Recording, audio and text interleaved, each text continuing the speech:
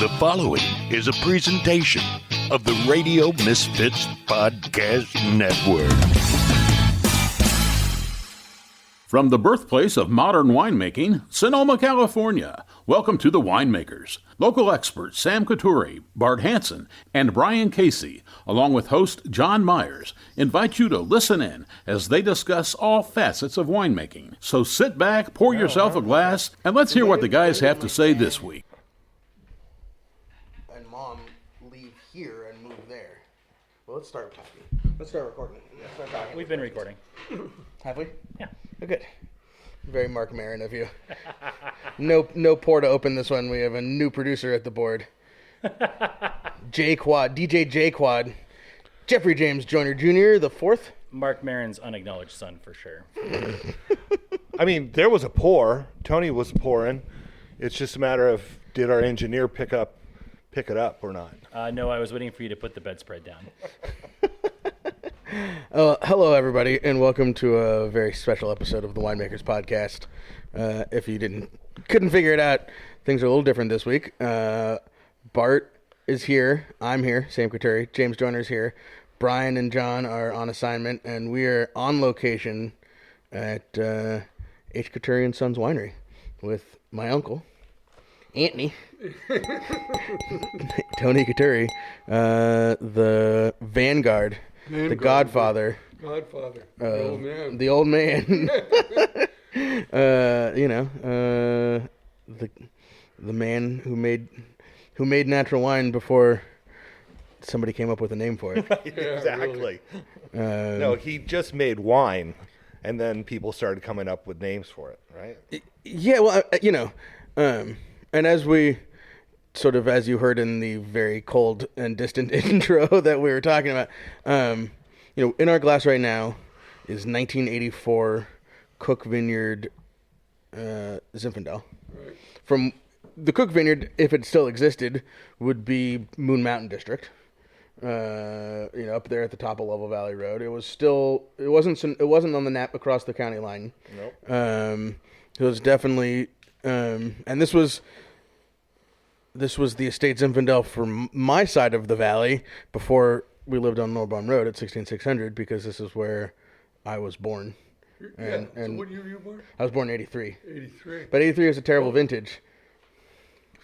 So maybe 83 was the first vintage. Was the first vintage there? And then 84, 85, and 86 were all really good years from there. Yeah. I think I might be able to find another one in there. And that was my dad planted that vineyard Completely. I mean, jackhammered the rootstock in. Yeah, I remember it being like a giant pile of rocks. I mean, it was a really, really tough one. Tough one. And can you guys talk about Mr. Cook, right? He was Admiral Cook. Is that correct? His son. Yeah, he was the son of Admiral Cook.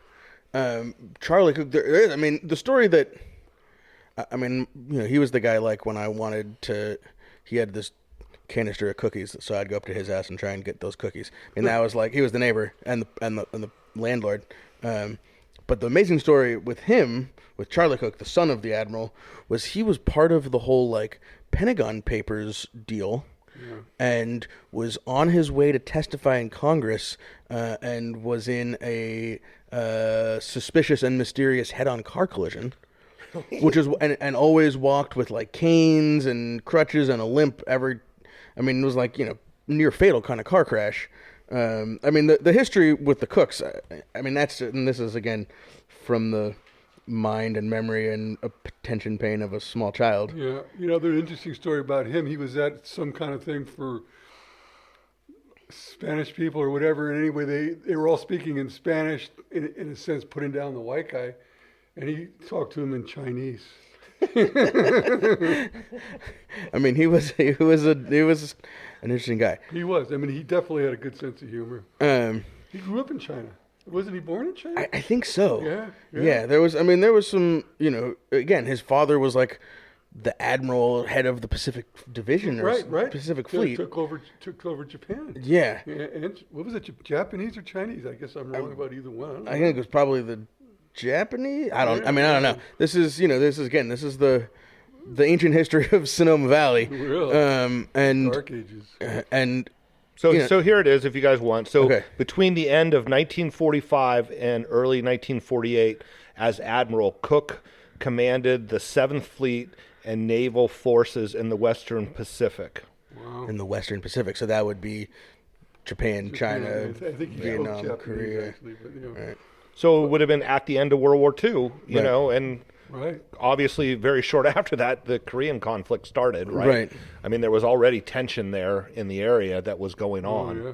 But he had to have been born in the 30s, though. Charlie. Yeah. I imagine. Yeah. And, you know, this is anybody who's, so to take a little context here, anybody who's ever ridden their, you know, it's such a, like, cyclist's paradise, Level Valley Road. If you're going up Level Valley Road to ride the loop, Admiral Cook Way is kind of about halfway up the hill. Right. And that's what we're talking about. And then this vineyard would have been sort of like another couple miles from there up on the crest of the mountain. Right. Definitely, he was really devoted to the whole idea. I mean, with your father doing it, I mean, that's the first Right. major vineyard I think he put in. You know, right around then, it was, you know, Walter Benson's. Benson's, right. It was before Cayman. Came just a Yeah. little bit, yeah. Yeah, it was a big deal. A huge deal. It took him forever. That was a really tough one. Yeah, I think they've gotten slightly faster and considerably more expensive at there's no more Enterprise jack- vineyards. No more jackhammers. Right, there's no more jackhammers in the vineyards out there. So I don't remember what the clone was on that, but it must have been the same one that was put out here. 79. This was more 74. Right, And it was the Goldstein clone, which was from Monte Rosso. Monterosa. So that's what's here. Yeah. So So I have a little bit of the main part is the Monterosa. Then I got the clone from Cundy, and that's the other heritage clone for the valley. From their what they call their century vines, which Yeah, are yeah. well over that. What was the name of that? Was it Shaw? I think they called that the Shaw Vineyard. I'll look it up. But, Yeah. yeah. But that's their, you know, they have that one stand of old vine still standing there Right, that you can right. see. You can actually see it from the highway if you Yeah. know where to look. Right. Yeah. So in this vineyard, part of my eagerness and curiosity to come up here and talk to you is, I have questions and gaps in stories that I've been telling, and then, you know, Probably not that it better ever, that way. right? Well, not that it ever stopped me. You know, that I've been telling for my whole career in wine, which is basically my whole life. But can we start with this property?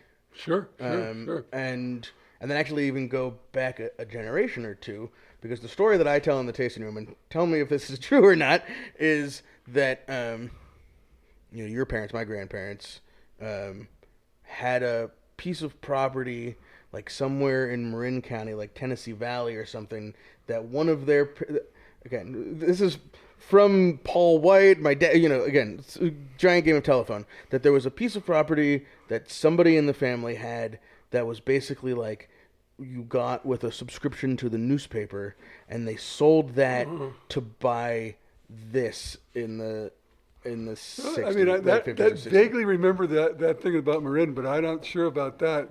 This was bought in like 61. 61. And my parents built the house in 63 or somewhere, and there's, you know, give or take a year, but mainly that my dad, Harry, knew the winemaker up at Italian Swiss Colony. Right. And in those days, they had a mixed black vineyard, all had prune vines, and they let us just go up there, pick a ton of anything we wanted. Right. You know, and that's the beginning of it. So the first year we did the Zin, and I think in '64 we did the Petit Syrah, that lasted all the way till about 2 years ago. Yeah. So was, when they moved up here, was it the idea to start a winery?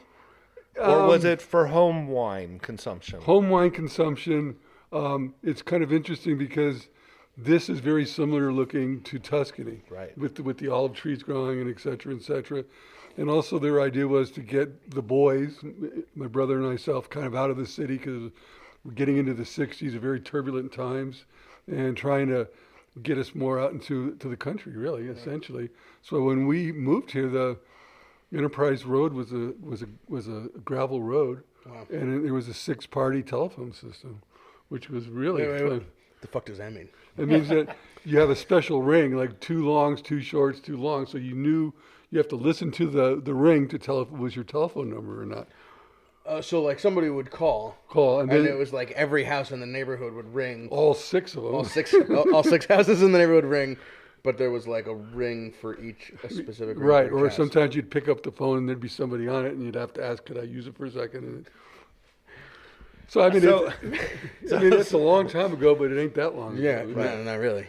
So, and then Red, correct? Right. So what did Red do before that? Like, what was his... He had a delivery service in San Francisco, delivering janitorial supplies to individuals and also to businesses. Okay.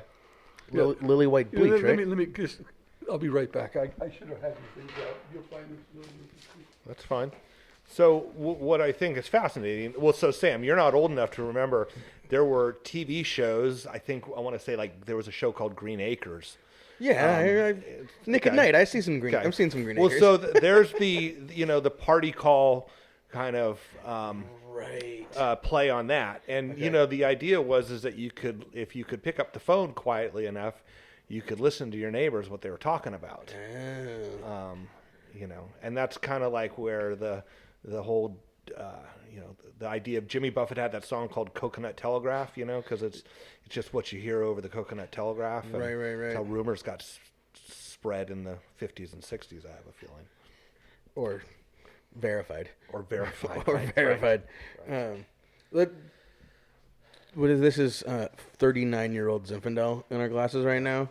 To me, I mean, first of all, it's delicious.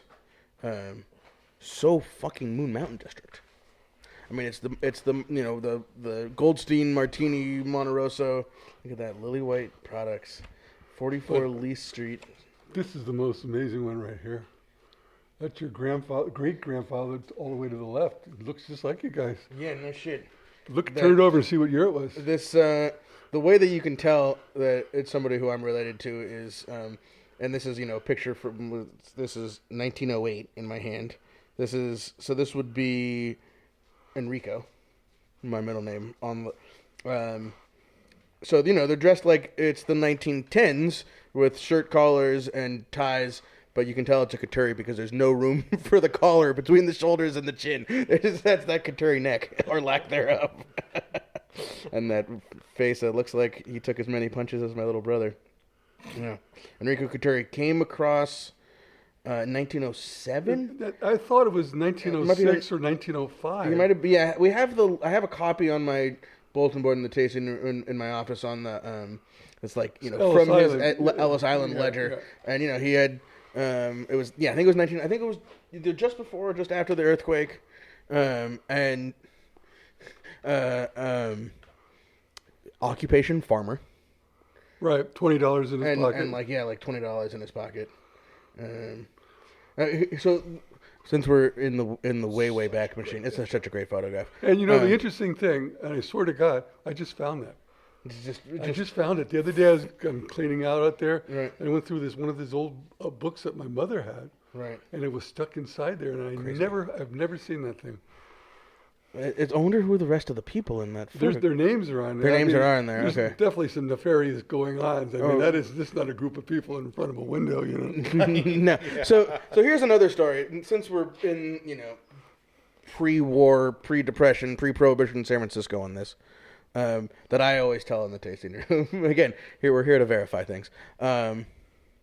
So Fern's father or grandfather. No, father. Kopke. Richard Kopke. Had a cooperage. No, it's just the other way around. It's the other way around. Okay. So that's right. Richard Kopke was the first president of the Coopers Union in San Francisco. Oh, wow. Okay. And then it was down on 3rd Street, because in those days, everything came in dry and wet came in wood barrels. Right. From gasoline to flour to everything, oil, mostly oil. So the first job that Enrico Coturri got was at the cooperage that Richard Kopke was the manager of. Okay. All right. And then he eventually fired him. So this is I do tell the story, and not with many to recap there, my great-grandfather on the Coturri side's first job in San Francisco was at my other great-grandfather's cooperage, and he was fired from that job. Probably from doing something that he was up to in that photograph. But then the really interesting thing then, I was born in 49, they got married in 48. Right. The families came together. So that many years later, when they used to have the card games at Christmas and all that, there was still a lot of tension between the two men, obviously. Right. So because that was, 30, 40 years later. Yeah. And so then, Enrico went to work as a so-called in a hardware store in Marina, and then Richard, who had a bar on 17th and Harrison. I have pictures of that M&K bar. So when probation came, he wanted to go into bootlegging, and it was super profitable in California and San Francisco, especially. It wasn't like back east where you'd go to jail. Here it was just kind of wide open because it was all about wine. Right. Wine from here, actually. Some people that we used to get grapes from's father made wine for the for one of the hotels in the city, and they'd serve it in teacups. I mean, he told me that, But anyway, where was I going with Richard and Enrico? Yeah. So what did Richard do? Because I remember Richard became a mailman, and he retired from the mail service. Okay. Many years later. And what I remember is when either your Aunt Tootsie or Violet passed away, that in their basement garage in the city were many cases of booze and champagne and things like that were supposed to have been marked for destruction. No. They got the tax. They paid the tax because the Volstead Act didn't come in one day. No more booze. It took 3 years to get into full effect. Okay. So they, as it went from spirits to wine to beer, so they were given a tax stamp, and they could be removed for individual use. But another really interesting thing there was, if you could put your head around this, original absinthe. Right. And my Aunt Tootsie and her, it was totally illegal. I mean, that was the illegal of everybody talked about absinthe as being the bad. Anyway, Right. She The Green Dragon and whatnot. Poured them out down the sink. Tootsie did? Oh God, my heart hurts. Right. But they weren't first class. They were what do they call it? The kind of whiskeys that you just pour. They're not by name. Right. They were well drinks. Well drinks. So Yeah, it was right. all those kind of just generic Blended things. and maybe they were and maybe they weren't because there wasn't any rules in Right. 1905. I mean, there's no appellation. There's nothing. Crazy. Well, and at that point they probably didn't. What did they call it? The heads and the tails, right? And the heads From was the distill. They probably weren't watching that as much, right? Because one of them has the bad alcohol that will kill you. The heads. The heads. But you have to also give them credit. I mean, these guys knew how to do it. I Right. mean, so it was just maybe they cut it with Nutrigrain spirits or whatever, but nobody was dying from it. Correct. It was during Prohibition when they started to die from it. Okay. Because they didn't know what they were doing. Okay. And they weren't going to throw anything away. Got it. Right. I mean, that makes perfect sense. Yeah. There wasn't the market for cleaning supplies and hand sanitizer that there is now. Right. Well, they did Probably have should have been. the Spanish flu, though. Right, which they is should have. They paralleled. fucking washing their hands a little bit more. So Richard Kopke, my great grandfather, Fern's father, became a mailman. What's what was Enrico's path, and in particular, if you know, towards meeting and marrying Agatha Levantine? Right, Mimi. Yeah. What did he do? So after he gets fired from the... Yeah, so he's working at with Marcelli's working at a hardware store, which but it's really kind of nebulous. And he when I was 8 or 9 years old, he had 7 or 8 barrels in his basement, and that's when the old story the fermenter starts at 6 foot, and then by the time you're 80, it's down to 3 foot because you can't push the caps down anymore. So there was the there was the old fermenter right there, and then there was an open top, on its head barrel with the top open, still fermenting. He was still fermenting, but he was well into or late 70s, early 80s. So this is in the Marina. in the 50s and 60s. So it would be in the I guess it would be the 50s. Like towards the end there, because 49, like 58, 57, 56, somewhere in there. 50. Yeah. So I would imagine that he was. I would imagine it without proving it that he was bootlegging the whole time. Right. He never stopped. What else could he do? I mean, he came from Italy. Didn't It wasn't like he was going to get a job with the post office. Did he speak English? No, he didn't. He could, but he wouldn't. But the famous story about him is he used to go down to the Palace of Fine Arts with French bread or Italian bread and soak it in wine, get the ducks drunk and take them home. And then my grandmother had to clean them. There's a clear lineage right there. That tracks. That's not even like, that's just like around the table talk. That wasn't like, oh, guess what your grandfather did? That's what he did. That's the duck that was on the table that night. I mean, I can see Max doing that, or Wilder, for sure.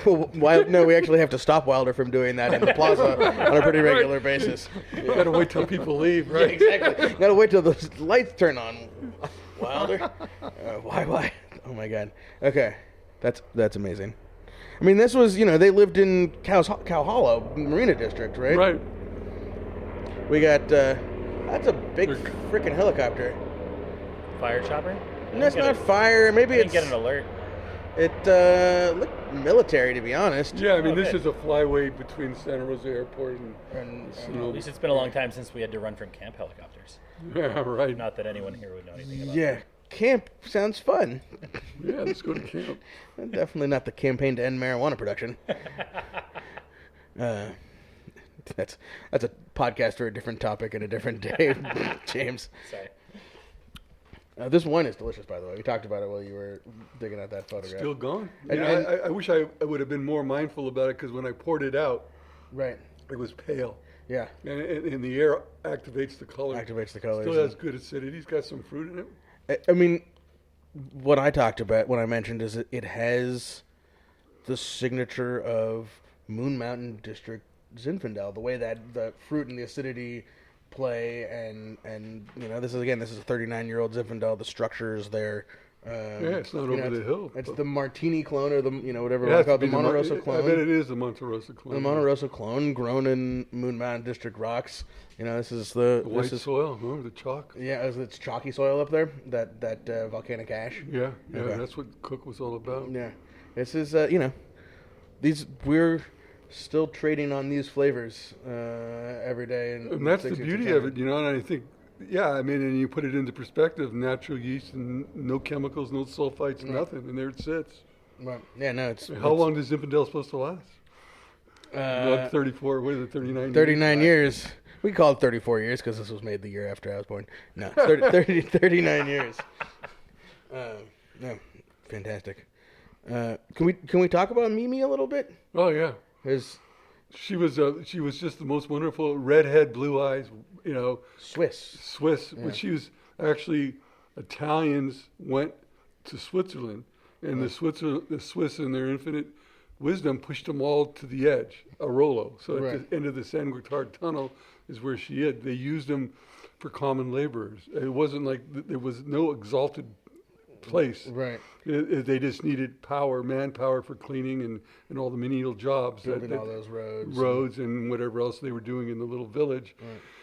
Then she came over, so it must have been about the same time. She worked at Italian-Swiss colony as a chambermaid. And that's where the long-lost relative of ours, what was his name? I can't think of it right now. Coturri was born. He was an illegitimate son. Okay. Of Agatha is or this Mimi. Wayne's family? No, Wayne's is another one. This guy's name, I forget. I just had it, but anyway, Phil said it the other day when he was there. I can't just think of his name, but anyway, when Enrico married her, he adopted the child. Okay. And then he had two, my aunt Josephine and Harry. So, and this is another story that I tell, is that there was this illegitimate child born to my great grandmother up there, and that it was essentially, there was like a one of the first paternity suits in California. I never heard that, but So this was a news clipping that Phil found when they were cleaning out the Raymond and Rutland Street house. That Fern had hidden away in her Catholic guilt and shame. Oh yeah. And that maybe that there was something, and this is maybe the extrapolation that I had in the tasting room, but in that settlement or whatever the relationship between Enrico and Agatha and the Italian Swiss colony was why they were getting those grapes. God, and that's. I mean, it's a good. Just think about the timing of it. Right. My father was born in 1917, so this guy was already born. Right. We weren't getting grapes from Italian Swiss colony till 63. Okay. No. So the grapes that Enrico was getting and making wine with in that basement in the Marina District. Lakeville. Oh, okay. Remember what are the Levantini? No, they weren't the Levantini. I can't. What's it? My mind's. They had bonded winery number 4 out in Lakeville. So right after Prohibition ended and they started the system up again. Right. So that would be 34. And those, so we have in the tasting room photographs that are again long lost relatives that I don't necessarily know, and you might be able to identify if you saw them. But it's definitely what you can tell is it's Lakeville. You can see that sort of like eucalyptus trees and grassland hills that look like you're on the other side of Sears Point Raceway. Right. So let's talk about that because they weren't relatives. It was like some friends or business. Yeah. Enrico went there. Well, my father went there on the summers on vacations, and Enrico would, because I remember that he would go up with stuff that he got from the hardware store in a cigar box. And he'd try to sell them like a broken pair of pliers. I mean, he'd bring out this stuff that was returned from the hardware store. He'd take it up to these rooms and try to sell it to them. But they had like a beehive oven in the back where they were doing the baking. I mean, it was a real. Yeah, we have a photograph of that oven. Yeah, and the picture of him on the tractor, not on the tractor with the team of horses, right? Right. Yeah. That was out in Lakeville. And that, I mean, to put in perspective, what I understand is that was, a million case a year kind of production level of that at that winery. No, not that million. No, actually, I spent some summers there, and I actually saw the equipment, and I saw the whole setup, and it was like this. That was like this. Yeah, I mean, but it was putting barrels onto the river and sending them down to the city, right? Right. Oh. So there was a lot of producers around there, so maybe it was like a cooperative venture. Okay. But yeah, I mean, these guys were running a full-on farm, from livestock to hay to even, vegetable gardens. So they didn't have a million case winery without any equipment. Right. And so, okay.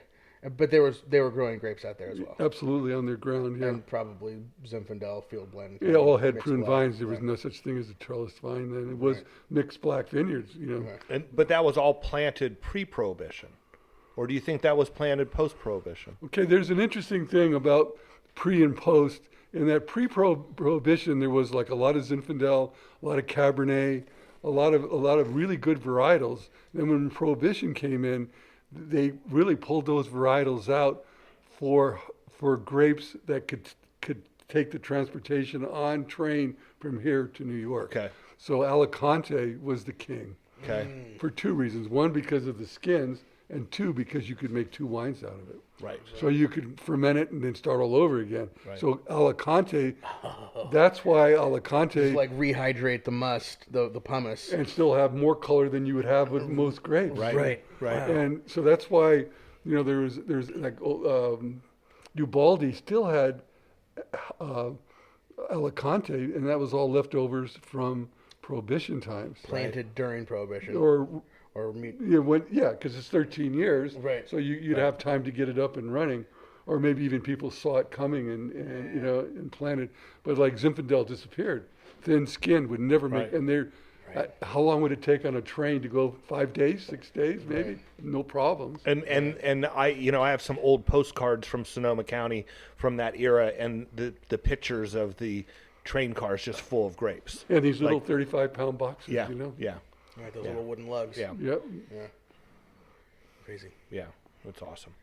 That's awesome. Did you guys both realize that this? I at first thought this was like an advertising thing. This is actually like a pot scraper. Right. Yeah. It We- would we actually enjoy come it in now. handy for cleaning out the inside of a tank when you're outside cleaning it out. It's the right shape and everything. Totally. Yeah, that's awesome. Lily White Products. I think that could be a new brand for one of you guys. That'd be perfect. Yeah, you guys could have it. I feel like that's really going to resonate in the current Yeah, environment. really, that's good. Thanks. Yeah. Well, Be big there's- in Florida. I was gonna say there's a couple of we'll just the villages only. I think that's DeSantis' LLC. Yeah, totally. DeSantis probably probably looking for a new job. The rate his campaign's gone. All right, so let's talk about this property a little bit. Okay. 61. 61-ish, the houses were built, and Right. then 63 we started making wine. So I made wine with my dad off and on to about 77, 76 in there. And then I started making wine essentially when Bernie Mosher was up at Glen Ellen Vineyards. Glen Ellen Vineyards now, Moon Mountain Vineyard or Repri. We're taking a new name now. Repri.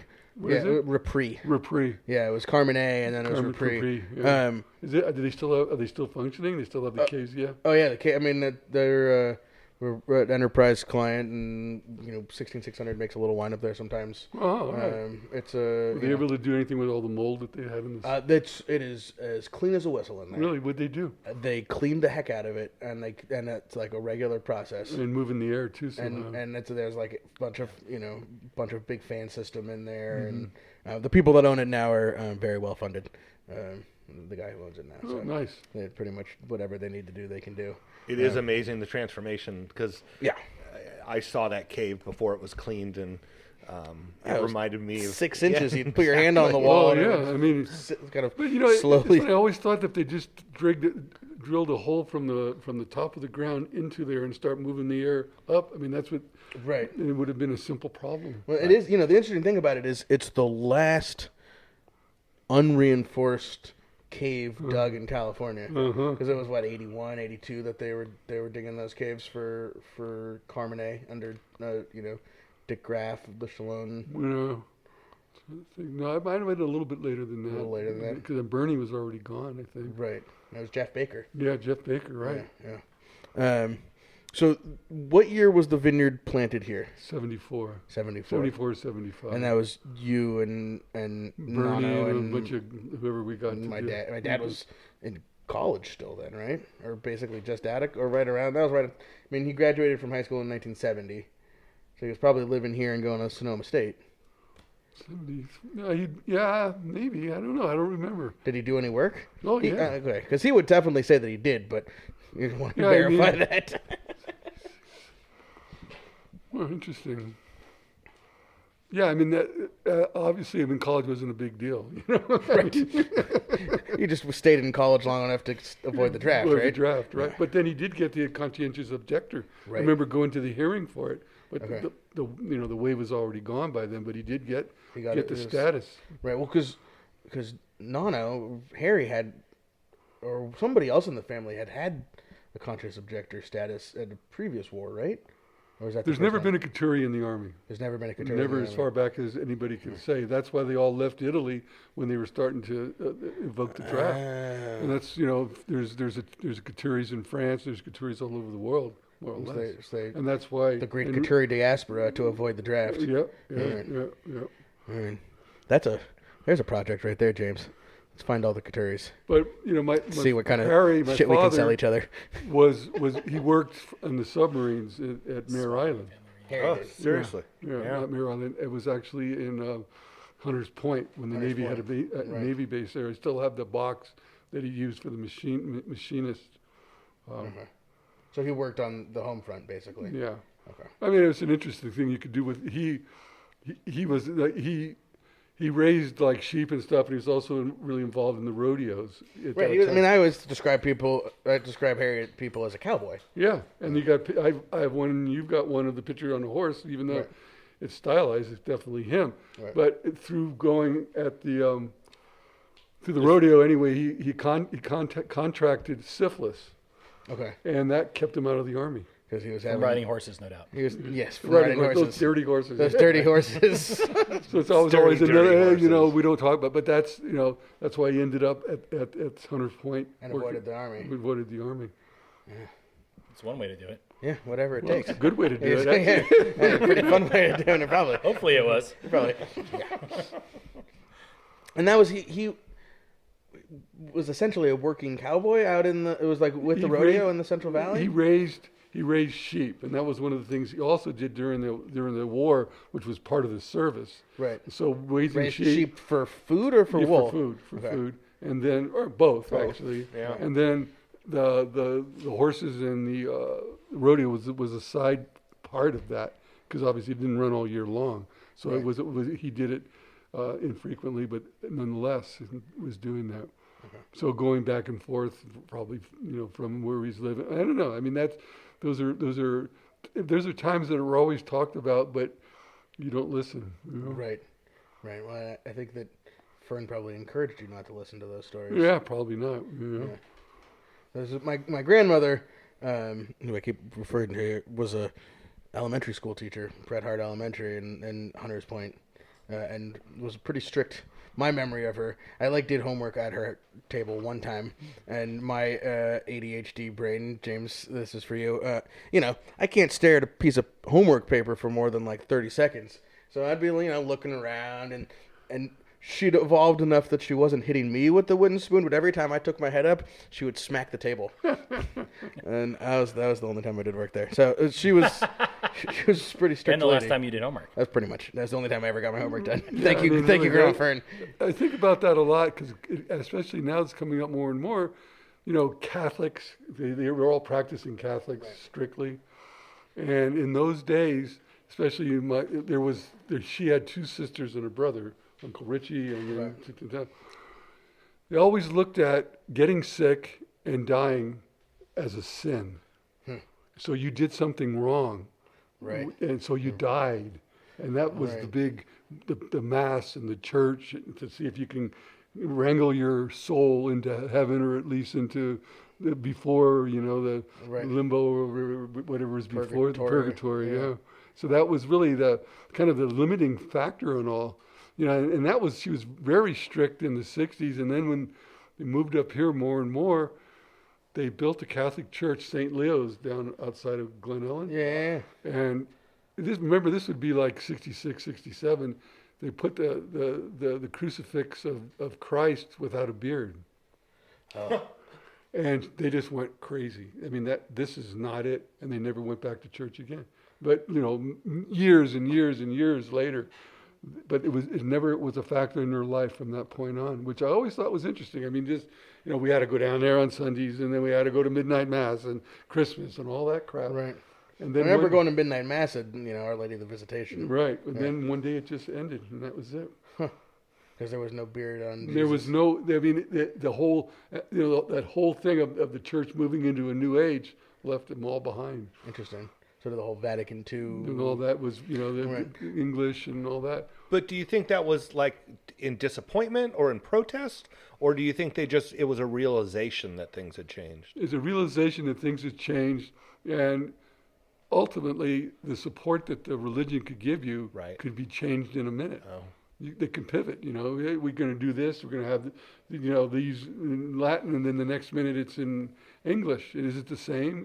They would just throw up so many curves in terms of what was the religion. They weren't. And then, interestingly enough, because that's part of this property, my father bought it with two other priests, and in those days in San Francisco, they were called secular priests. They obviously had no marriage and all that, but they could own property, and they moved around to different parishes. They weren't stuck in one place. So Father Smith, who was close to my father, eventually became the chaplain at St. Mary's Hospital. But another priest named Father Thomas, who got when they made the archbishop, when they made the archdiocese of San Francisco, they eliminated I guess, Cloverdale and that. And so he got cut off and he could never go back to the city. So the three of them bought this property, and then the two priests. So it was two priests and Harry. Harry. Okay. And then the two priests got into an argument, and that's the third house down below. So it was the one house. Lulu's house. Yeah, Lou's house. This house, that house, and that house. And then eventually Smith got out completely, and he got a little mobile home on the next property down.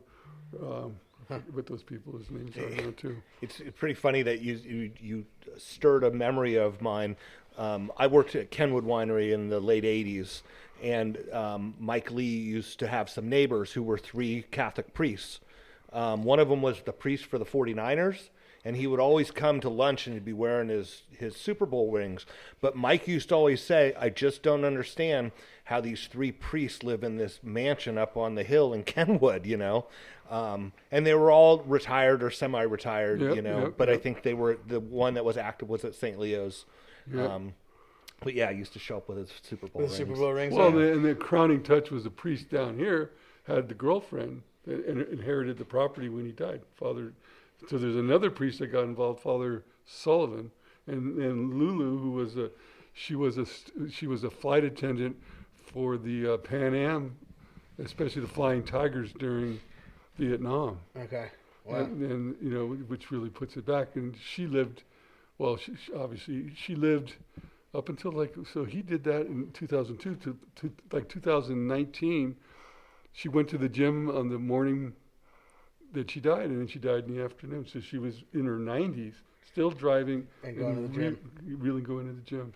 And so Lou, I didn't know that piece of the story, because I always knew that was Lou's house down there. I don't really remember ever meeting her or knowing her. I'm sure I did. Might have saw her at one time. She was a little recluse. So and she was the priest's girlfriend. And she hated us, so it was perfect. Perfect. and you only had to drive by her house 4, 5, 10 times a day. I know. And there was definitely tractors and trucks full of grapes. Yeah, and I mean, maybe that's what I remember. It was kind of like a no-go zone.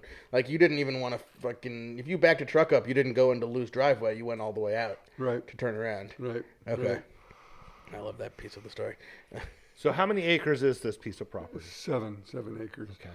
So a little under 5 vineyard, maybe 3/4 of an acre here, and then the rest of it's just left alone. We never even walk in it. Just leave it to what it is. Yeah. So house built in 62, and that's when that first vintage, first 63, time. Yeah. 63. You were 13, 14. My dad dad was 14, yeah. 10 or 11. Yeah. So we have some pictures of that in the tasting room, and from my estimation, and it looks like you guys were crushing grapes and making wine around the house. But where was the quote unquote crush pad? It was down below. We made the wine down below the first couple of years, and then we built that, and then that's what we were using. Okay. And those were grapes coming from the Italian Tuscany. And what did you do with that wine? Gave away, drank it. You know. So again, so the Zins were let out young, and we only made the Petit Syrah one year because it took so long to drink it. I mean, it wasn't something you could drink in a year. I mean, it took a long time just to get to it, and it lasted. Like I said, sadly, I opened the last bottle a couple of years ago, more than about 4 years ago, I guess now. All right.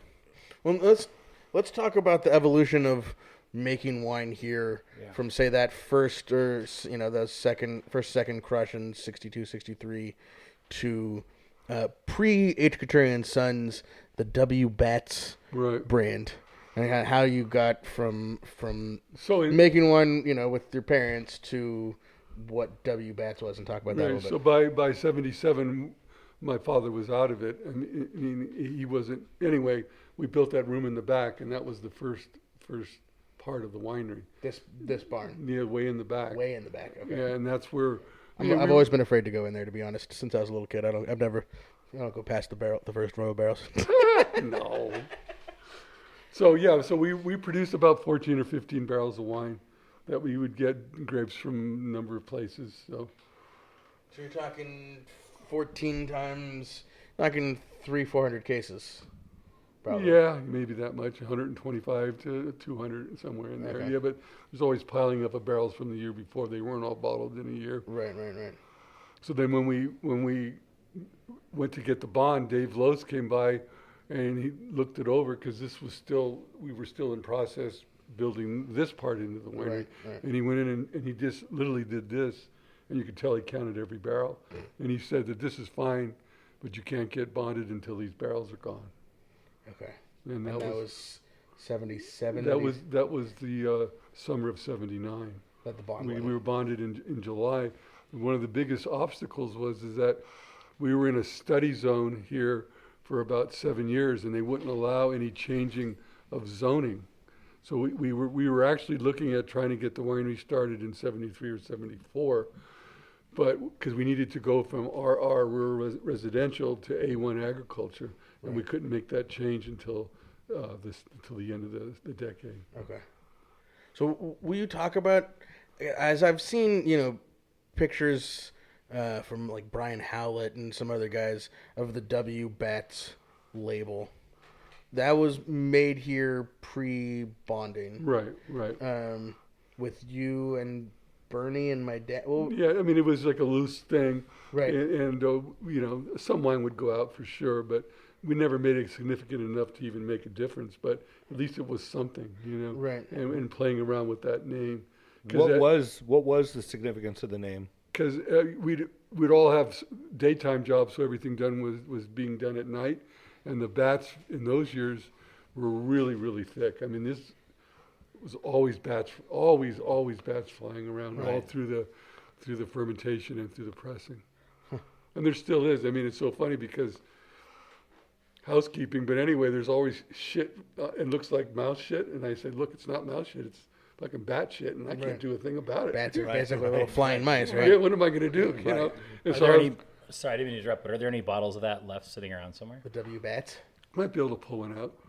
But the interesting thing is that, I had some people up here just the other day, and they were, oh yeah, sure, And then all of a sudden a bat came out and started flying around the middle of the day. I said, There you go. there you go. The W Bats. That's the one to stay away from. The one that's exactly. flying around during the day. It's very Scooby-Doo. Right. The W Bats wines would have also been coming from, until this vineyard was in production, from Asti? No. When we stopped with my father, there was never. Because remember, by then, Gallo bought it, and then Gallo pulled everything out, Right. which was really kind of interesting. I mean, imagine if you had a mixed, varietal vineyard now of all head pruned vines, it would. That would be worth what? You couldn't even. There's no number to it. Yeah. It's really a shame. But that was the prevailing thought. I mean, you got to remember. Like in 81, 82, and even if it wasn't for the so-called white Zinfandel, there'd be no Zinfandel. Right. And that's well known, but it's absolutely true. Yeah. I mean, poor Rossi. I mean, he called me up one day and says, "Hey, I picked all these grapes, and Gallo wouldn't take them. No one would take them. You want them?" This was Val Rossi. And I took as much as I could, and I still had to throw some away because I couldn't even have room for fermenters for all that wine. And this was the early 80s? Yeah, the early 83, 82, 81. And they had picked them, and then they denied them. Yeah, so you'd bring them and they were all done in wood boxes, fruit lugs. Right, all those Rossi. We got a couple of those, Carlo, those Rossi Ranch boxes. So they'd bring them to the winery, and they inspected them and refused them. Wouldn't you love to have been a fly in the wall hearing that conversation? I know. Our poor old man Rossi. I mean, he's a great guy. There was like subsistence farming there at the Rossi Ranch his whole freaking life. So that's the other thing that is part of the history of here, but everywhere I bet, is that there's a whole generation of men that died in the Second World War or came back and never went back to the farm. So all the people I know, Herb Bruning, that used to help his father make the wine during Prohibition, to go down to San Francisco, I forget the name of the hotel. There was no offspring between him, so it was mostly people quite a bit older than your father and I when we got into this. There wasn't like a generation of people that were among the vines. So it was all people just kind of hanging on to, even Ubaldi. I mean, he had his son, but he had no interest in it except to make sure his probably didn't get his hand cut in a crusher or something, but it wasn't there. And there wasn't that group that would have been the natural teachers of us, the natural instructors, or at least through experience. So I was going with people, like I was in my mid-20s, and these guys were 60, 50, 60, and there should have been another group there, and they got blown out by the war. Huh. I mean, it's really, you see it in that perspective. It's the devastation of just our society, of missing a whole generation of people, what difference that would have made, and what difference that generation made for the guys that did come back. I mean, that's kind of exactly what I wanted to talk about. What being in the wine business, what Sonoma Valley was like.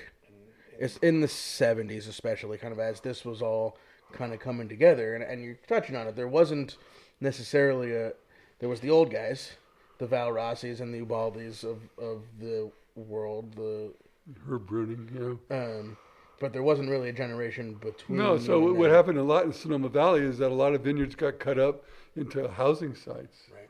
So we were able to work with Les Vignerons when Barney had that place off of Highway of Arnold Drive right there, but it was owned by 5 or 6 people, and then he would take care of the whole thing. That's like what is like Liquid Amber Way right there on Arnold Drive. Yeah, but we're the old that restaurant that never could make it right now.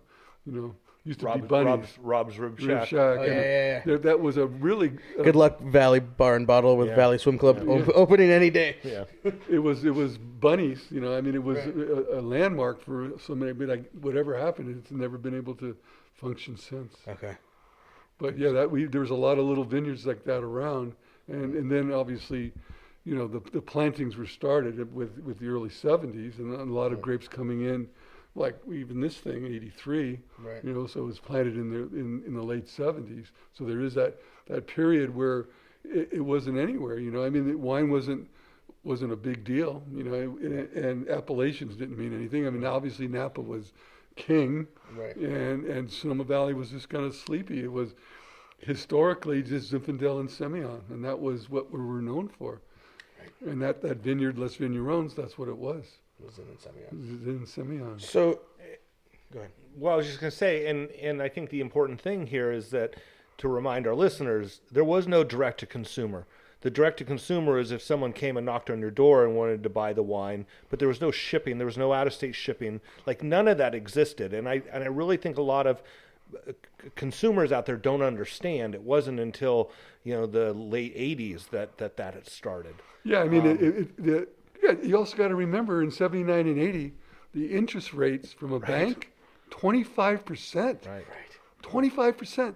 And I tried for a loan. Thank God I didn't get one. Right. Really. Right. And so that really stalled the whole industry again. It stalled it. And then you got, the problems with white Zinfandel and then the varietals.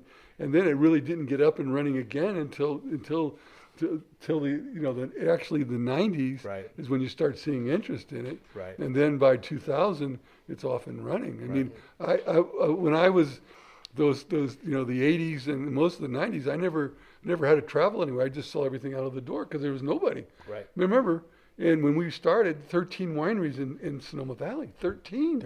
How many are there now? Coturri Winery was lucky number 13. Yeah. Right. You know what I love hearing? I love hearing him say that number because that's the number I was always told, and I always say there were 13 wineries. Right. I think there was actually more, but it was a very, very low number, and there was no interest, none. There wasn't tourists coming around. Nope. It was just it was a nice time, really. It was quiet. Right. There wasn't. People weren't interested. Just slow. So, given that, obviously it was in the family. It was our heritage. Describe the thought process from wanting to take the home winemaking through the W. Batts iteration to H. Coturri and Sons. Like, what was the? I say this as a Coturri, not like creating in-depth and thorough business plans that are followed to the T are not our strength.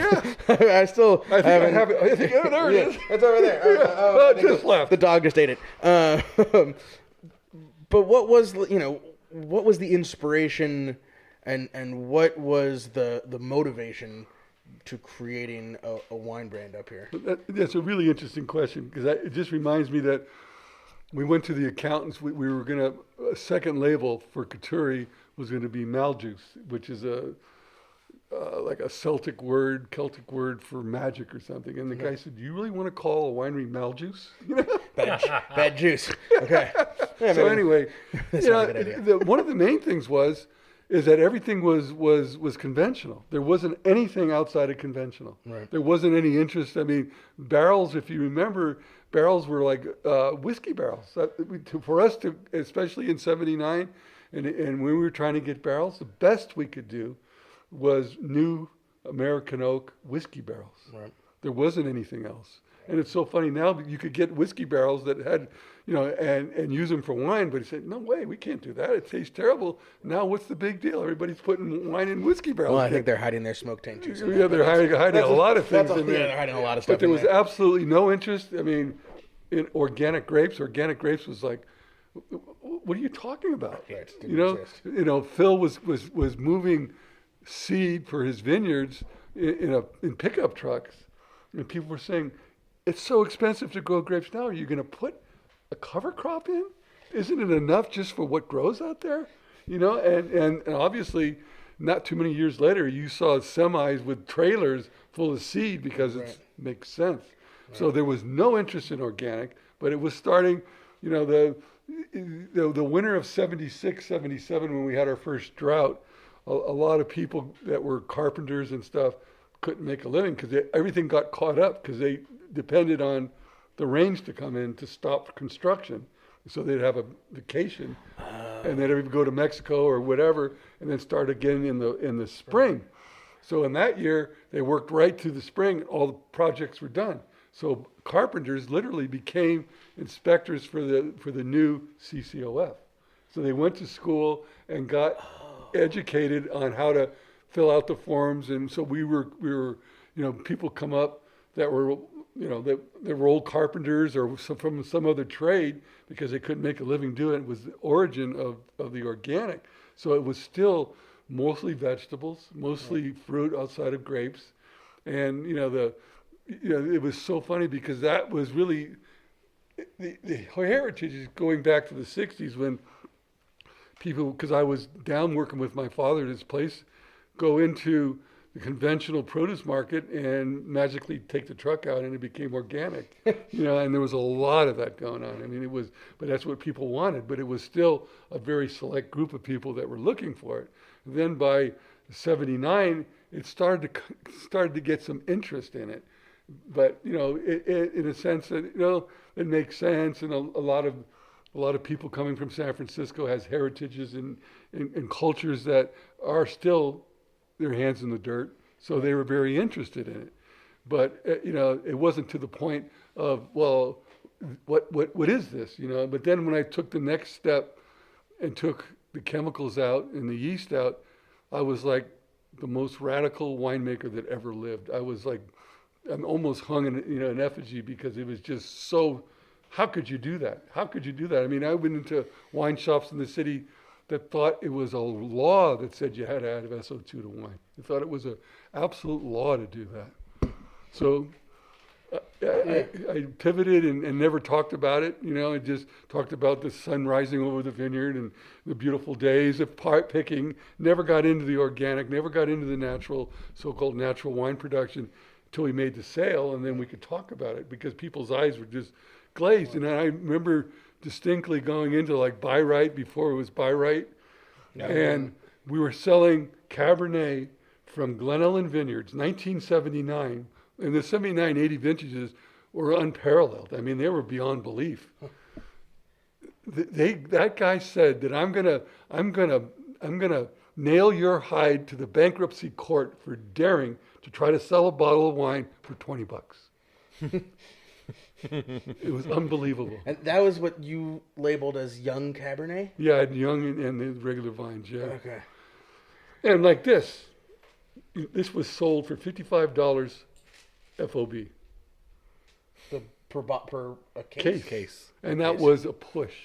Right. Yeah. a push. Yeah. So if you see a case of wine going out for retail at $20 a bottle, $2.40. Yeah.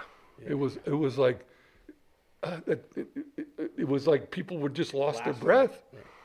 And for context's sake, if you're listening and don't work in the industry, a $55 FOB is like now the house glass of wine you would buy at a dive bar. You're like, maybe two. Yeah, I mean, it's just like that's crazy. But yeah, but even put it in perspective, here it is, 39 years later. Right, you could have made some good deals on that. Yeah. But it was, it was a downtime, and then started New York in '85, and in getting out. But like I was saying, sold everything on the telephone. Right. There was no need to go anywhere because there was nothing. Right. All you had is European wines, and that goes up and down because people patriotic and not, right. And think about it, 13 wineries in Sonoma Valley, and none of them were committed to organic or even unconventional winemaking. Right.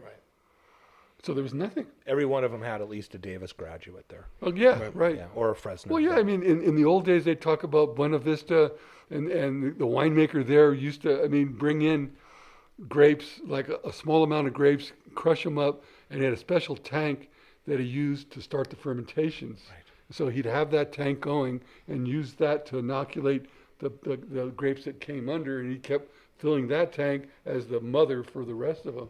I mean, that's in our time. I mean, that's not like a million years ago. That's in our time. I can remember we used to do our Malick starter, and we'd use apple juice from George McLeod to get it going. And if that Malick died, it was the end of the world. Like because you'd spread it a little bit, and then you'd have to feed it again, and you'd spread it and you'd feed it. And there was so much stress over it all the time. And now we don't add anything to get Malick going. Shit that lives in the walls here. It just starts going. Exactly. But different time so of much stress over. Growing. Well, and let's.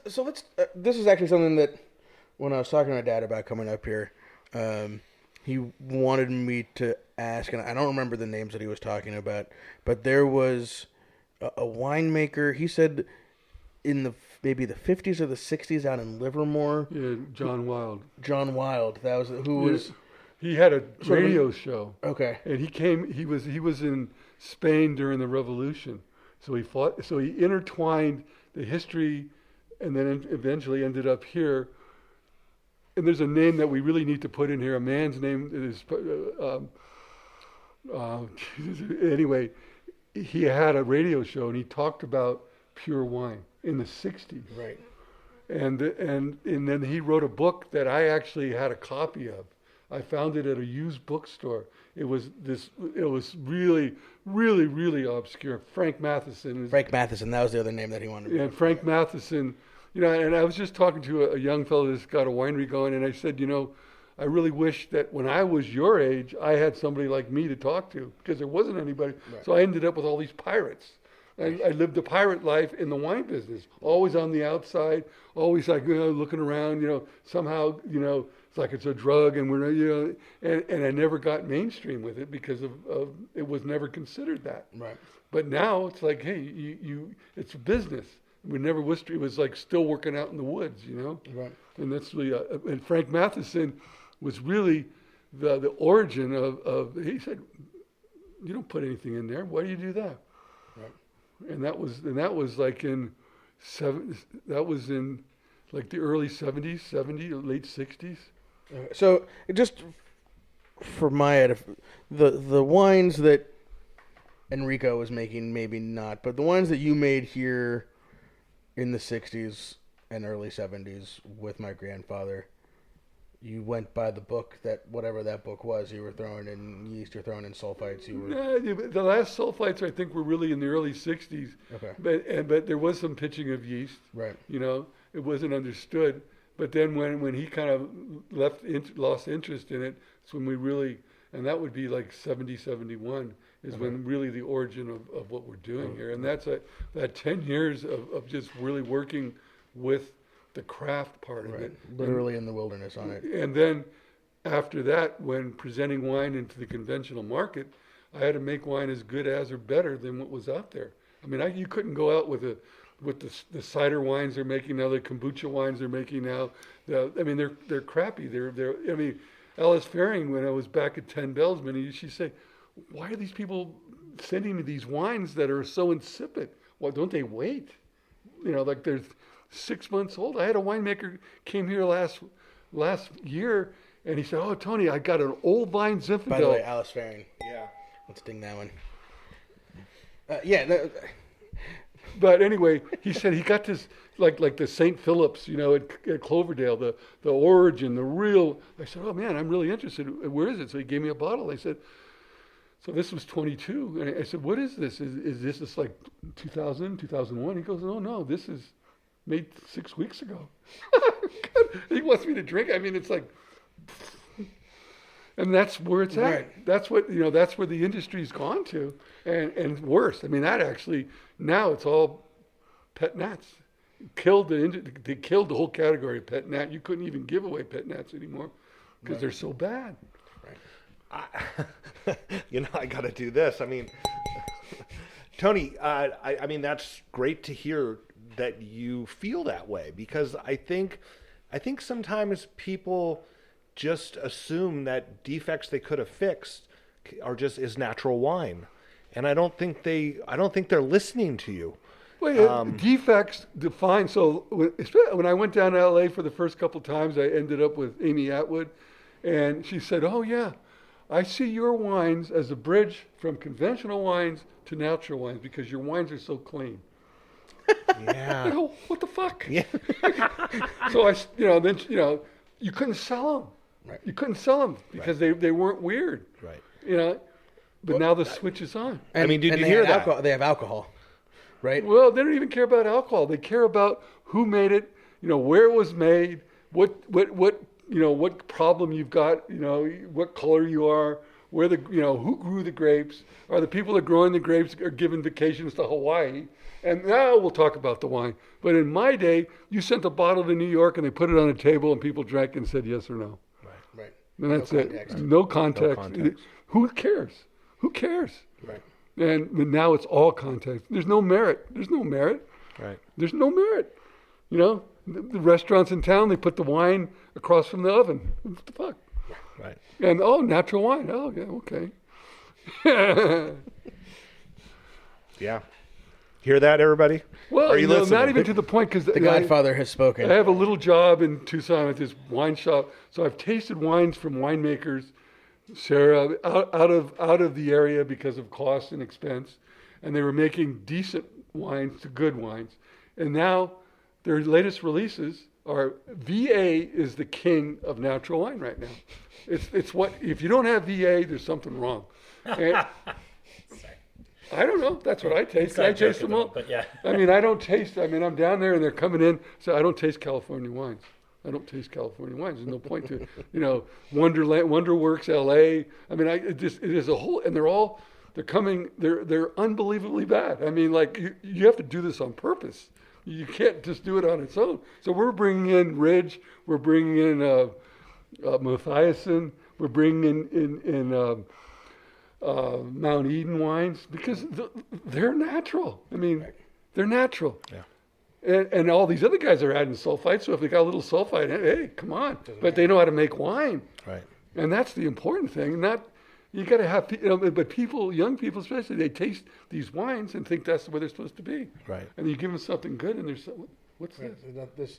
There's something wrong with this because there's nothing wrong with this. Yeah. Well, and let's the justification that you hear from the quote unquote natural wine community is that without using the chemical stabilization processes or whatever, that you have to then pick the grapes less ripe because you want to use the acid as the preservative. Right. And in the context of the 39-year-old bottle of wine in front of us that did not have those same sort of intellectual restraints, will you dispel that notion for us that obviously alcohol is as good of a preservative as acid? That's what it's for, and right? acid too. Both. Right. There's a little sense of sweetness in that still, Totally, But anyway, yeah. The thing that they're trying to emulate on one side is making wines from Europe, and they say, oh, those wines are like 11, their wines are 10 and a half. But then we brought in an Austrian wine on the banks of the Mosel, and the wines are coming in at 13.5% alcohol. And I said, look at that. Right. And those guys are hanging it out there till the clouds are coming in. And they're picking them when the rains are coming. I mean, that's guts to do that. And you guys are picking Napa fruit, Sonoma fruit. You guys know it. I'm sure you guys. I see it all the time. The pours told me that this one winery wanted to pick at 19. So, okay, we'll pick at 19.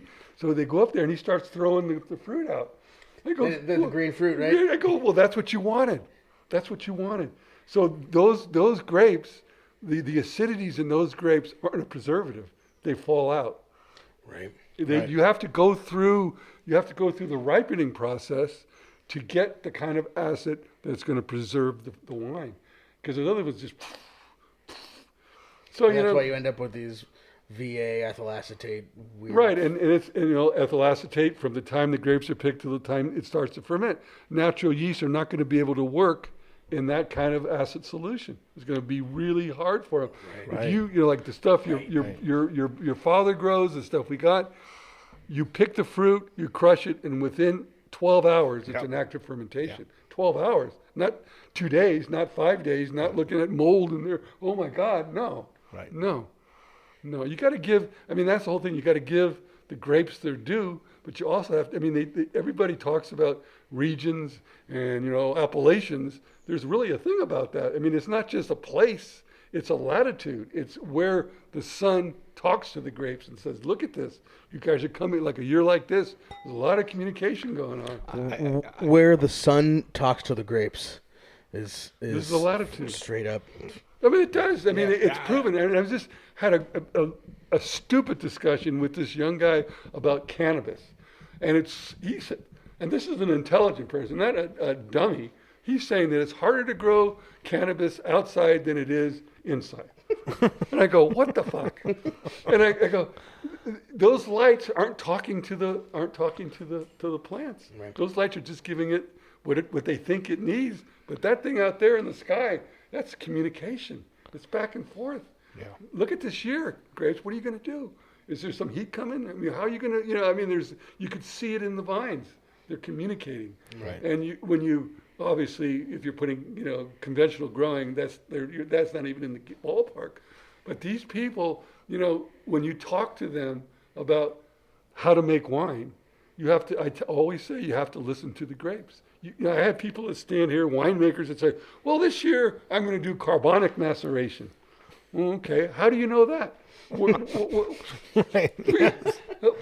you going to do? Right. How can you make that leap? It's just like that 6-month-old bottle of Old Vine Zinfandel. How do you do that? Right. You don't understand. You're not talking to the grapes. You're not listening to what they want to say. Right. You don't have to know anything. You don't need a refractometer, pH meter, and all that crap. You just need to listen. You just go out there and listen. Well, it sounds. I mean, they've been told something. They've decided they want something without understanding the process. Yeah, three winemakers with 3 vintages under their belt are giving seminars in Miami how to make wine out of fruit. Right. Okay, sure. Yeah. Well, what about the old thing? 10,000 hours, 10 years. Remember that? Right. You want to play a guitar? Right. You can buy a guitar and join a band, right? And that's what I'm seeing. Young fella that is in Arizona making wine, and just totally, he's half Alsatian and half Indian, from India, and it's like he has no idea what he's doing, so he's inventing things, and then he preaches it that this is the way it's supposed to be, this is how it's supposed to be, because that unripe acidity is also going to make for unclear wine that it's not gonna drop bright because it doesn't have the right acids to drop. I mean, the whole thing follows the rule. But the interesting thing, in Arizona, grapes are $4,500 a ton. Wow. Only because there's none. Right. Apples. Demand is high. Yeah. Remember, at 9 o'clock at night, you could be 100 degrees. Right. 90 degrees is not. And apples are $2,200 a ton. You can go out here to some of the best apple growing country in the world. $600-900. Right. So I mean, that's the industry. That they're convincing themselves that this all makes sense somehow. So I go up to Humboldt, good grapes, absolutely no appellation, $1,700-1,200 for old vines. So Tony, how about this? If I can stir you on this one, all these doesn't take much work. Right, Here's a Coturri. You know all these people that just chase vintages, chase harvest, right? So you work a harvest, then you take time off, and you work another harvest. What do you think about the What do you think about the process of following a vintage for an entire year? Yeah, well, how important that is? Well, I think when you're starting out, I think it's probably a good thing to do. I would never do it. You got enough work to do anyway, but that's fine. But you gotta work your latitude. You got to work your place. Right. So and it's all year. When you're gone, right? When you're there, the wine isn't in suspended animation. Right. It's still waiting for you to come back. Every day it's changing and doing something, going here, going over there. You got to be there to shepherd it. Yeah. You got to see it happen. Yeah. Just as the beauty of the art, not because it's going bad somehow. It's going forward. But unless you have a child and you go away for 3 weeks or 6 weeks or 6 months, that child continues to grow. Right. And you go, whoa, what happened between the last time I saw you and today? Right. And that's there's a lot of value in that. That's the joy of being in this business. There's no money in this business, but you get certain benefits from being able to be working with an agricultural product to a bottle and then on, and pass the bottle on to the person. Yeah. And this doesn't mean that I'm selling you this bottle and you can do whatever you want. You're the winemaker now. You're in charge. You put that sucker in the heat. You don't take care of this thing, you're going to lose it. Don't come back to me, because it moves on. Right. And that's what we need to do. I mean, that's what you got to see. Right. But it's awesome. It's awesome. Wow. We could talk forever on this. I think. For me personally, I've heard a lot of the stories and created a lot of connections that I was looking for and coming up here, and I appreciate that.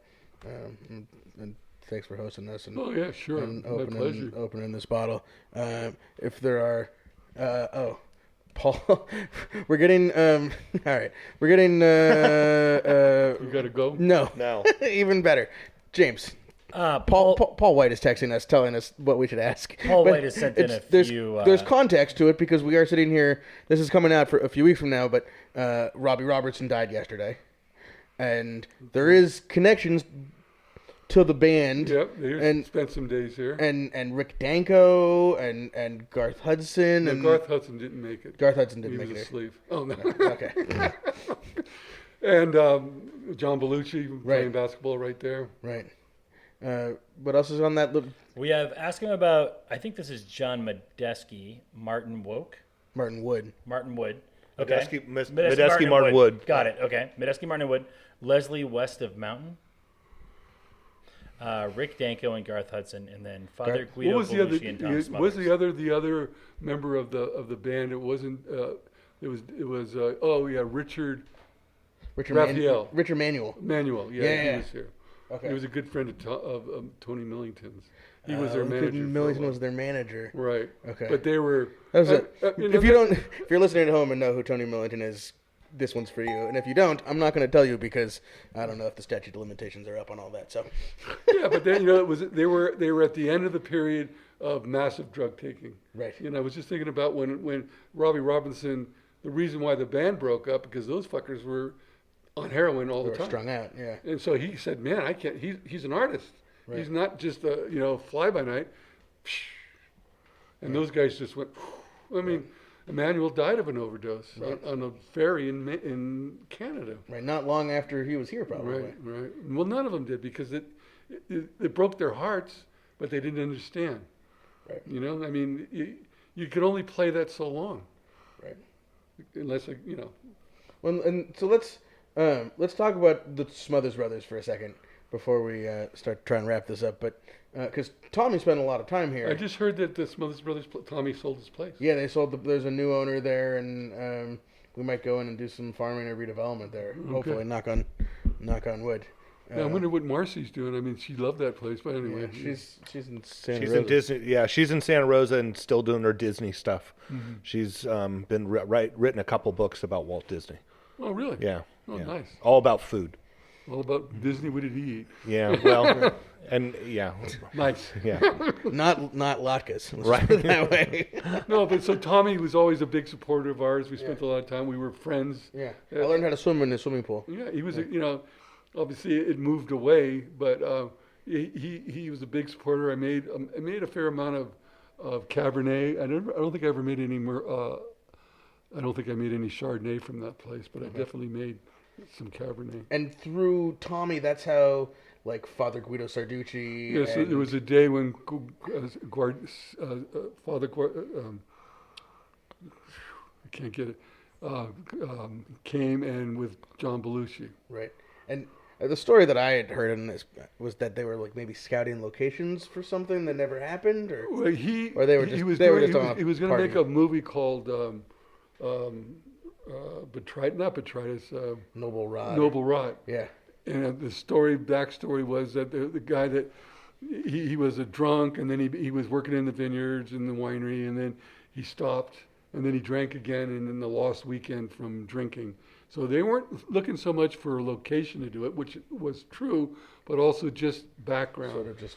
I mean, and that was the height of Belushi's time. I mean, he would drink wine by the bottle. I mean, that was it. You fill up a glass, drink it, and then you drink the whole bottle, and that was like normal for drinking one glass. Crazy. But he was amazingly athletic. Amazingly, I mean, shooting hoops. Right, playing basketball, right? Yeah, there used to be a basketball hoop right there. Right. Yeah. And he was amazingly athletic. I mean, he was an amazing guy. He really was. And it was so funny because you'd expect him that, oh my God, how am I going to deal with this guy when he starts going crazy and all his Belushi stories? He was very, very, very calm, even though he was blasted out of his mind. Right. I mean, he had respect. You know, he could see something and say, this isn't a place for me to bomb. You know, I'm just going to sit back and listen. That's cool. Interesting. Yeah, I love that photo of I guess it's you. Big long table guy. Yeah, you, my dad, Belushi, and Tommy or something Yeah, like that. and then Guido Sarducci was there. Yeah. Morris Coturri was the long lost relative. Long lost relative. So he had to be born probably 10 years before my dad and your great aunt. So he'd be 115 or something. Right. I mean, I never saw him and never even talked about it till way later. Right. Where did he live? Who knows? I mean, you know, it's like, it was none of that stuff, because the thing about, and you'll appreciate it, these Sunday dinners always ended up in a gigantic fight. I mean, like shocking. Josephine's daughter married a Scotsman that was like the kilts and the bagpipes and the whole thing, and he did not get along with the Italians. Cliche. No, it was like war. It was, where did this guy come from? You know, because my Uncle Eddie was Sicilian. Right. And, you know, so it was. The Sicilians and the Northern Italians didn't talk to along. But now you got a Scotsman in there that all he likes to do is drink and argue, you know. So it was always, an ordeal. I mean, for me, it was like great. I was like, dinner. Look at this, it's wonderful, you know. Wow. That's amazing. Well, we could, maybe we'll come up for a part 2 here. But this has been a great afternoon. Good. Thanks for doing it. So, what about for this vintage? What do you have planned? This is my third last vintage. Your third last vintage. Congratulations. Yeah. You know, it's. I think I describe it as bad choices in old age. You know, like through the years. But yeah, I mean, last year was such an ordeal with the heat and the second. I mean, that was like, why am I doing this? You know, what's next? You know, now we got the coldest year probably that I even remember. Since, I mean, in the Vit Tech department, they're sort of tracking it as far as degree days were similar to 2010. But where they had the signs on the fences, free grapes you pick, right? Yeah, exactly. Right. But it's not quite as wet as that. But yeah, so, I'm going to do this, and I've got a couple other things going. I'm working with a fellow up in Humboldt that he's got a nice vineyard and a winery, but he's just, I don't know, he's inventing things, and I said, you can't invent things. It's like it's done. Cabernet, Chardonnay, Cabernet, Chardonnay. Right. No appellation. The only thing that works is what people know, and they know Cabernet and they know Chardonnay. Make it an estate, not a place where you're making wine. They got like 8 varietals in the vineyard. I said, this is stupid. Right. Riesling, where's a good Riesling in California? They don't exist. So he's got 3 rows. I said, yeah, I think got 2 rows of Riesling. I'm gonna put 3. What are you doing? Put in Chardonnay. Right. I mean, something you it's can not sell. the famous. It's not the greatest, but at least you'll have something. Nobody's gonna say, "Whoa, God, what's this?"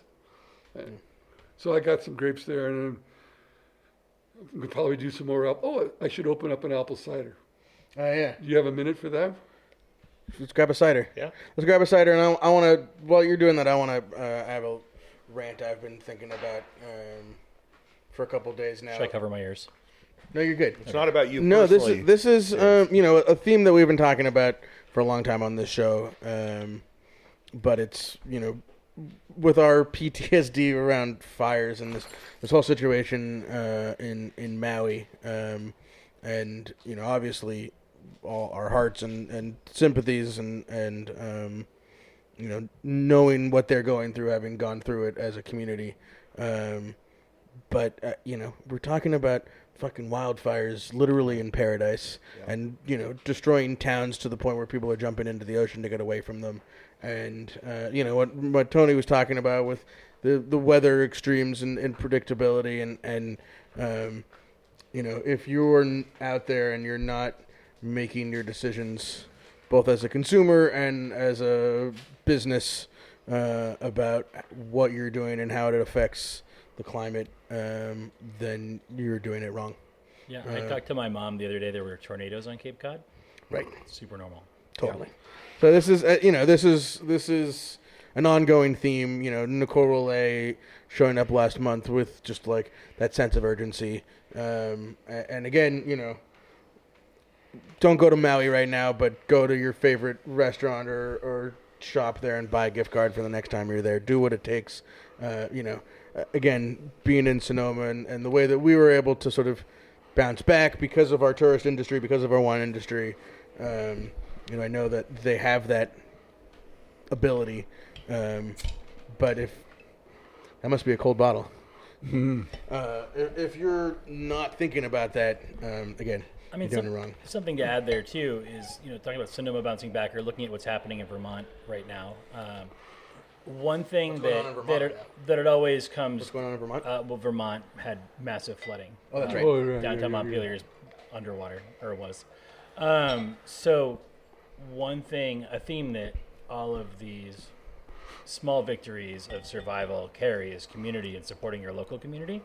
And I think that whether you're talking about shopping local or even just traveling local or supporting your local community newspapers, local is really important. And it's something that we forget about as we all plug in and kind of, plug into like this global internet or whatever you want to call it. But there's nothing replaces community. Yeah, and eating in your latitudes. Yeah. That's what speaks to you. That's what they're telling you. I mean, that's as important as it all. But really interesting kind of a sidelight to this. But obviously, fire is ever present, and it's never been, it's kind of. So years ago, not many years ago, people would come here and say, "Oh, I love Northern California, but I can't. I'm worried about the earthquakes." Nobody's talking about earthquakes anymore. I'll take an earthquake. No, don't say that. Sam. That's when they get you, Sam. Well, hey, an earthquake and it's gone and it's done. Right, fire, you clean up. Right. I mean, I kind of feel like the earthquake's going to bring the fire, right? What's that? If there's an earthquake, there'll probably be a fire too. No, it depends. We had, the last big earthquake was 2014, the Napa earthquake. That was a wild time. I mean, there was a lot of damage in the wine industry in Napa, and the thing that I don't know if it happened up here in 14, but You had nothing. when on the Mayacamas range side, on the other side of the valley, after that earthquake, 'cause that was August, it was basically around this time of year. Yeah. Whatever sort of like subsidence and shifting happened deep underground, all the creeks started flowing, and all the all the That's springs came to life for a couple of weeks in the middle of August with no rainfall. It was a wild thing. Yeah. But I remember that. But yeah, when nobody talks about earthquakes anymore. No. No, almost we could use one. Yeah, shake some shit up around here. Yeah. Well, that's it. I mean, and part of the problem is there again, people are building houses where they've never been built before. That's exactly They're right. one way in and one way out. Yep. And it's totally wrong. And no one's taking care of the forest like people did. Right. Everybody had a little place, 5, 6, 7 acres, and you controlled the forest. And you worked your land. You worked your land, Yeah. and it was what you did, and it wasn't oppressive. Oh God, do I got to do it? No, it was the health spa, Right. It was Zen and the art of living. Zen and the art of living. Yeah, absolutely. Yeah, but yeah, I mean, it's even beyond just local. It's like understanding where you live. It's like saying what's going to happen. What do you see in the future? 120 degrees for 10 days in the second week of September? No. Yeah. That's not. That's not it. That's not in the game plan at all. So people say, Tony, I said, I have no idea what's going to happen. I've never seen anything. Right. Super ripe fruit, starting to desiccate, high alcohol, and 3-week, too soon picking of acidity that you can't even drink the wine. I don't know if it'll ever be ready, really. Yeah. I mean, phew, Yeah. 2022 was you're just tasted through. I mean, there's some beautiful wines, but they're tough. There's definitely gonna take some time, some patience with that vintage. For folks listening at home, what's the best way to try and track you down? I know you're between here and Arizona a lot these days. If you want to come up here, taste some wine. Yeah, I pretty much made the decision that that's going to be visiting and I'm going to be here. Because it's not, there's no opportunities. Well, there's a lot of opportunities, but it's so funny because you talk to people and say, they said, boy, it's really hot. I don't know. I said, man, you're living in the desert. Right. Surprise. What are you Hot doing? and dry. What? God, these cactus, they're prickly. Yeah. Oh my God. Why'd that happen? So everybody's pale as a ghost and never go out in the sun. Right. And I said, look, if you're an adult and you have 101 temperature, man, you're sick. Yeah. You're sitting out in the fucking, and it's 115. What do you think? Right. I was losing my memory. I said, this is worse than drugs. We're all going, well, no. I definitely would rather do drugs than melt in the Arizona desert. Then your brain melts down. Yeah, totally. I'd rather melt my brain of my own accord. Be in control. Be in control of what I'm melting. Right. Measured or not so measured doses. Metered. There we go. This is delicious. Thank you. Really refreshing. Really beautiful. Get on it. It's we might get a little bit of ripening happening today. The sun came out. It's 82 degrees. Yeah. I mean, it's. I'm just wondering, like the peaches, which are usually in June, are still. I wonder if they're ever going to get soft. I wonder if they're ever going to get ripeness. Apples, are they going to get ripe? Are they going to reach a certain level of maturity and call it ripe?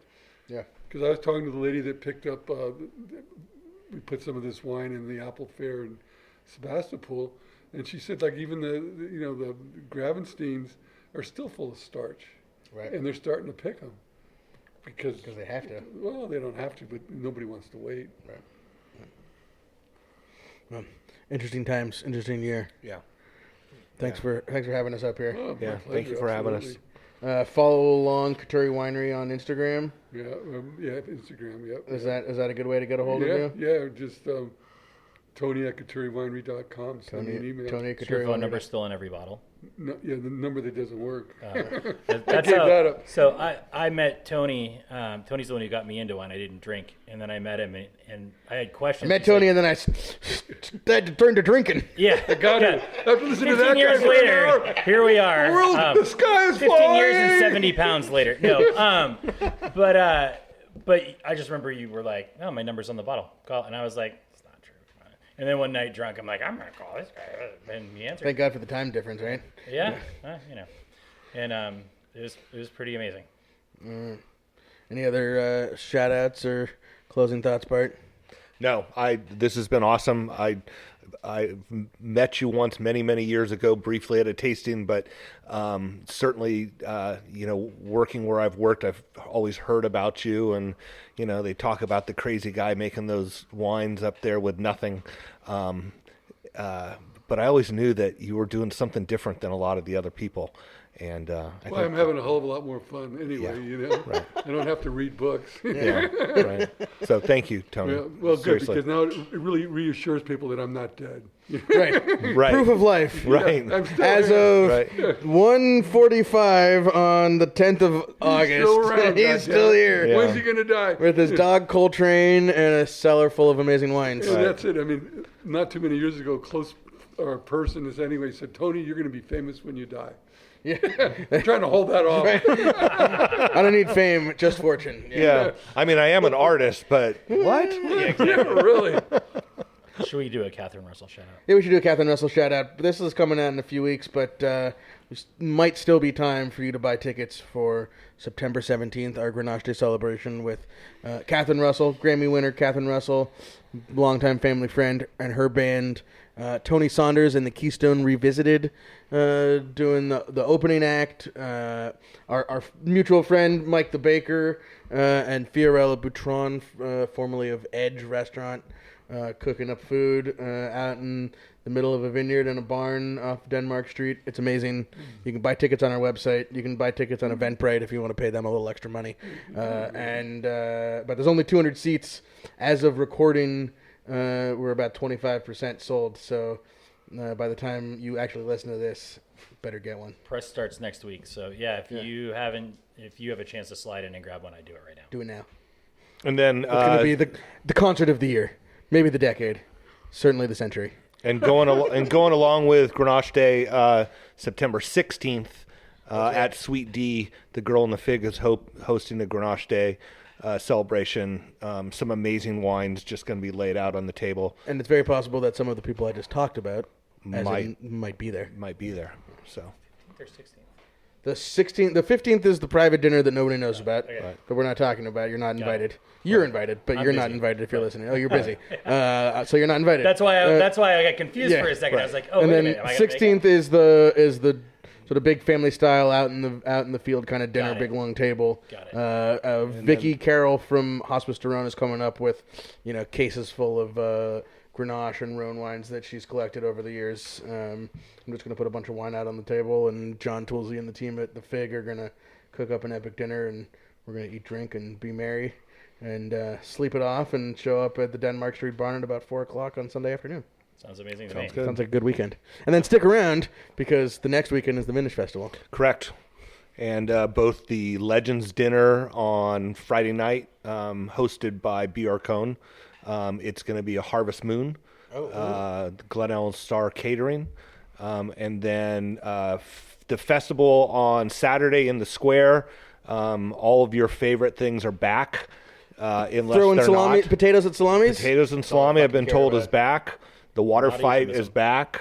And then the grand tasting in the barracks, 40 wineries. Saturday night, 10 or 15 restaurants serving food. 40 wineries, which is 4 times as many as there was in Sonoma Valley 40 years ago. Right. I remember doing that when there was very little. Yeah, Yeah. totally. Yeah. In the barracks. Yeah. Vintage Yeah. Fest should Always a be- good should party. Be pretty epic this year. Yeah. I'll be taking over the Sonoma Valley Vintners Instagram for it. I just found out. So if you see me out there, come say hello. Oh, awesome. And if you're not here, you can follow along on the Instagram account. There you go. Right. Little Neil Young to send us out. We'll take Right. it. Anything else, Tony, you want to add? That's it. All right. Well, maybe we'll come back for part 2 one day. Sure. All right. Have a great heart.